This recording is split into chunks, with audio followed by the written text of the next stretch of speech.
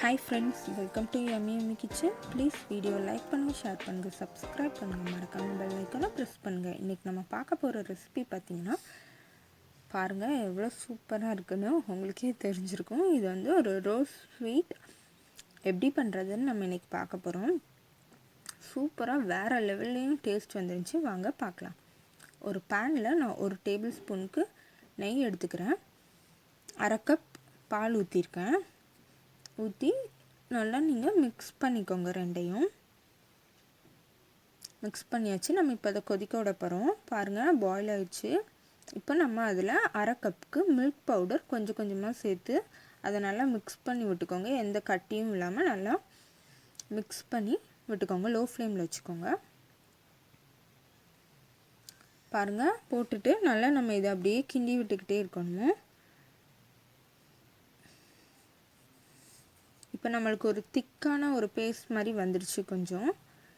இதை நீங்கள் அப்படியே கிண்டிக்கிட்டே இருக்கிறப்ப என்ன ஆகும்னா நம்மளுக்கு இந்த பேன்லேருந்து தனியாக நம்மளுக்கு ஒரு மாவு மாதிரி கிடச்சிரும். இதில் நம்ம இப்போ ஏலக்காய் சேர்த்துக்கிட்டோம். ஏலக்காய் வந்து 1/2 டேபிள் ஸ்பூனுக்கு சேர்த்து அதையும் நல்லா மிக்ஸ் பண்ணி விட்டுக்கோங்க. பாருங்கள் பேனை விட்டு தனியாக வர்ற மாதிரி ஒரு மாவாக வந்துருச்சு. இது வந்து நம்ம சப்பாத்தி பரோட்டா மாவுலாம் இருக்கும்ல, அந்த மாதிரி ஒரு தனி மாவு மாதிரி நம்மளுக்கு கிடச்சிருச்சு. இதை நம்ம ஒரு பிளேட்டுக்கு மாற்றி ஒரு 3 to 4 minutes அதை வந்து அப்படியே ஆற வச்சுருங்க. அதுக்கப்புறம் நம்ம ஒரு 4 minutes கழித்து அதில் நம்ம என்ன பண்ண போகிறோன்னா 1 டேபிள் ஸ்பூனுக்கு நெய் சேர்த்துக்கிட போகிறோம். நெய் சேர்த்து அதையும் நல்லா நம்ம கையால் மிக்ஸ் பண்ணி விட்டுக்கணும். இந்த மாதிரி நல்லா மிக்ஸ் பண்ணி விட்டுக்கோங்க. நல்லா ஸ்மூத்தாகணும் நம்ம பண்ணி வச்சுருக்கிற மாவு. ஸோ நல்லா நம்ம நெய் வந்து எல்லா இடத்துலையும் படுற மாதிரி நல்லா மிக்ஸ் பண்ணி விட்டுக்கிறோம். இதில் நாம் வந்துட்டு இப்போ என்ன சேர்க்க போகிறோன்னு பார்த்தீங்கன்னா ஒரு 3 to 4 டேபிள் ஸ்பூனுக்கு சுகரை வந்து நான் வந்து அரைச்சி வச்சுக்கிறேன். பவுடராக இருக்குது. இந்த சுகர் பவுடரை நான் இப்போ சேர்த்துக்கிட்டேன். இதில் சேர்த்து இதையும் நல்லா மிக்ஸ் பண்ணி நல்லா ஸ்மூத்தாக மிக்ஸ் பண்ணிக்கோங்க. பாருங்கள் இந்த மாதிரி நல்லா ஒரு 10 minutesக்கு நான் வந்து இந்த மாவை நல்லா கையால் பிணைஞ்சி வச்சுக்கிறேன். நான் இப்படி ஒரு பால் மாதிரி ஒரு இது மாதிரி பண்ணி வச்சுக்கிட்டேன். இப்போது நம்ம நெக்ஸ்ட்டு வந்து என்ன பண்ண போகிறோன்னா இது உங்களுக்கு பார்க்க சப்பாத்தி மாவு பரோட்டா மாதிரி இருக்கும். இப்போ நம்ம இதில் வந்துட்டு நான் வந்து கலர் சேர்த்துக்கிறேன். நான் வந்து பீட்ரூட்டில் வந்து வீட்டில் ஆல்ரெடி கலர் செஞ்சு வச்சுருந்தேன். அதை நான் சேர்த்துக்கிட்டேன். உங்கள்கிட்ட எந்த கலர் இருக்கோ அந்த கலர் மாதிரி நீங்களும் சேர்த்துக்கோங்க. சேர்த்து அதையும் ஃபுல்லாக நல்லா மிக்ஸ் பண்ணி விட்டுக்கோங்க.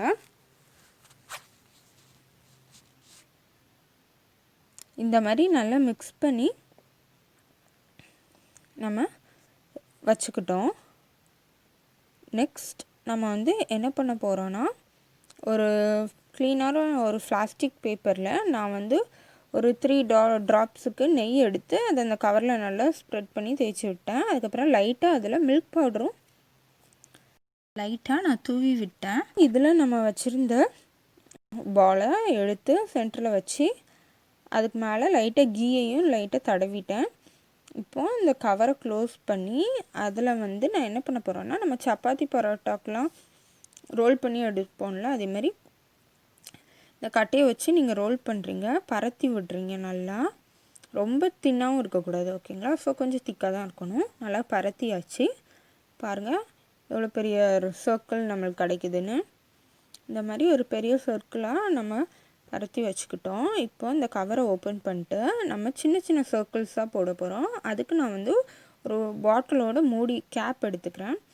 அதை வச்சு இந்த மாதிரி ப்ரெஸ் பண்ணி நீங்களும் சர்க்கிள்ஸ் பண்ணிக்கோங்க. இப்படி சைடில் ஃபஸ்ட்டு சர்க்கிள் போடுங்க. இந்த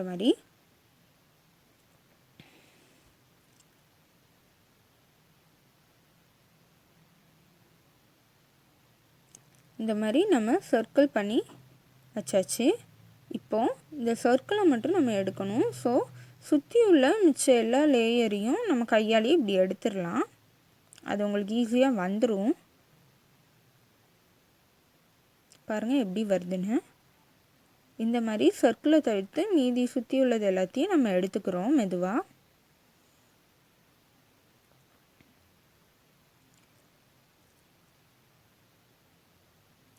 இதை நம்ம மிச்சம் இப்போ நம்ம எடுத்துகிட்ருக்கோம்ல, இந்த லேயர் எல்லாத்தையும் சேர்த்து நம்ம ஒரு ரவுண்டாக போட்டு ஒரு பால் மாதிரி பண்ணி ஓரமாக வச்சுக்கலாம். பாருங்கள், இப்போ நம்மளுக்கு வெறும் சர்க்கிள் மட்டும் ரெடி ஆயிடுச்சு. இப்போ நான் இந்த சப்பாத்தி பலகையில் நான் இப்போ என்ன பண்ணியிருக்கேன்னா, லைட்டாக கீழே நெய் ஒரு சொட்டு தேய்ச்சிட்டு அதில் நான் இந்த சர்க்கிளை ஒரு 8 to 9 சர்க்கிளை நான் வரிசையாக இப்படி வச்சுக்கிட்டேன். எப்படி வச்சுருக்கேன்னு பாருங்கள். நீங்களும் அதேமாதிரி வச்சுக்கோங்க. வச்சு ஸ்லோவாக ரோல் பண்ணணும். பாருங்கள், இந்த மாதிரி மெதுவாக நீங்களும் ரோல் பண்ணிக்கோங்க. எப்படி ரோல் பண்ணுற பார்த்தா தெரியும்.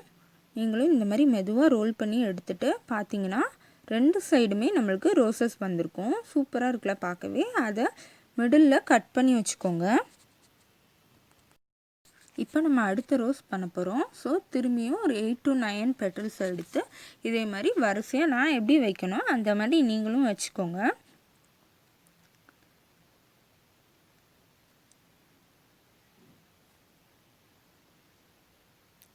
பாருங்கள், இந்த மாதிரி மெதுவாக நீங்களும் வச்சுட்டு இதை நம்ம ஸ்லோவாக ரோல் பண்ணிக்கிறோம். பாருங்கள், மெதுவாக என்ன மாதிரி நீங்களும் ரோல் பண்ணிக்கோங்க.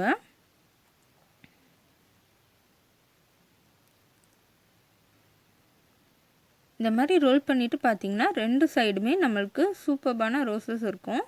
அதை மிடில் நம்ம கட் பண்ணிக்கிறோம்.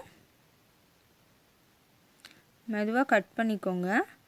கட் பண்ணிவிட்டு இந்த சுற்றி உள்ள அந்த பெட்டல்ஸை லைட்டாக நீங்கள் விரித்து விட்டுக்கோங்க. பாருங்கள் எவ்வளோ அழகாக இருக்குன்னு ரோசஸ்.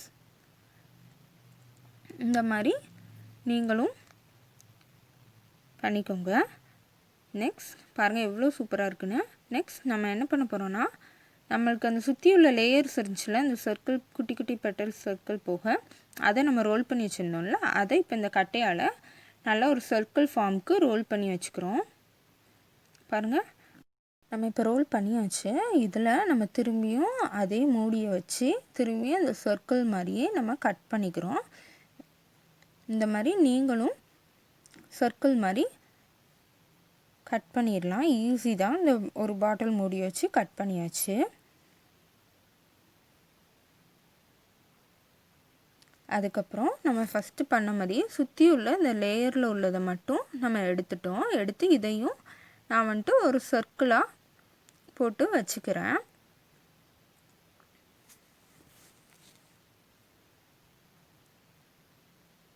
நான் கொஞ்சம் பெரிய கேப் எடுத்திருக்கேன்.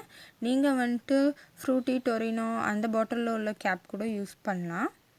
அப்போ உங்களுக்கு குட்டி குட்டி ரோசஸாக வரும். பாருங்கள், மிச்சம் உள்ளதை நான் சர்க்கிளாக போட்டு உரமாக வச்சுக்கிட்டேன். திரும்பியும் இந்த பெட்டல்ஸை எடுத்து நான் இந்த இதில் ப்ளேஸ் பண்ணிக்கிறேன். இந்த மாதிரி வரிசையாக நான் ப்ளேஸ் பண்ணிக்கிட்டேன். நீங்களும் மெதுவாக எடுத்து இதே மாதிரி வச்சுட்டு இதையும் நீங்கள் மெதுவாக ரோல் பண்ணிக்கணும். நம்ம ஒரு தடவையும் இப்படி பெட்டல்ஸை வைக்கிறதுக்கு முன்னாடி ஒரு தடவை அந்த கீழே உள்ள போர்டில் லைட்டாக கீ தேய்ச்சிட்டு பெட்டல்ஸை வைங்க. அப்போ நம்மளுக்கு கீழே ஒட்டாது. பாருங்கள், சூப்பரான ரோசஸ் வந்துட்டு இதையும் நம்ம மிடில் கட் பண்ணி லைட்டாக சுற்றி உள்ள பெட்டல்ஸை விரித்து விட்டுக்கிறோம். பாருங்கள், சூப்பர்பான ரோஸ் ஃப்ளவர் ஸ்வீட் நம்மளுக்கு ரெடி ஆயிடுச்சு. கண்டிப்பாக நீங்களும் ட்ரை பண்ணி பாருங்கள். வேறு லெவலில் டேஸ்ட் இருந்துச்சு. வீடியோ பார்த்த எல்லாருக்குமே வீடியோ கண்டிப்பாக பிடிச்சிருக்கும். சப்ஸ்கிரைப் பண்ணுங்கள். புதுசாக பார்க்குறவங்க லைக் போட்டுருங்க, கமெண்ட் பண்ணுங்கள். தேங்க்யூ.